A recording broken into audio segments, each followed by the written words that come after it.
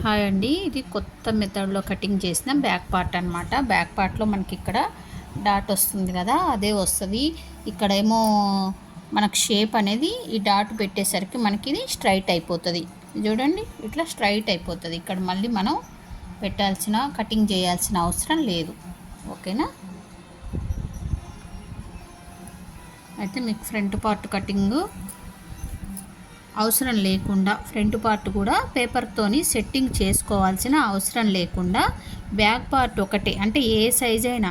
ఇప్పుడు ఏంటంటే ప్రతి ఒక్కరికి బ్యాక్ పార్టు ఫ్రంట్ పార్టు పేపర్తో సెట్టింగ్ చేయాలంటే చాలా కష్టం, చాలా టైం పడుతుందండి. అలా కాకుండా ఒక బ్యాక్ పార్ట్ మాత్రమే పేపర్తో సెట్టింగ్ చేసేసుకొని దాంతో మామూలుగా మనం బ్యాక్ పార్ట్ తీసి ఫ్రంట్ పార్ట్ క్లాత్ ఎట్లా తీస్తాం అట్లా ఈజీ మెథడు మీకు చూపించాలి అనే ఉద్దేశంతో ఫ్రంట్ పార్ట్ అయితే నేను చూపించలేదండి.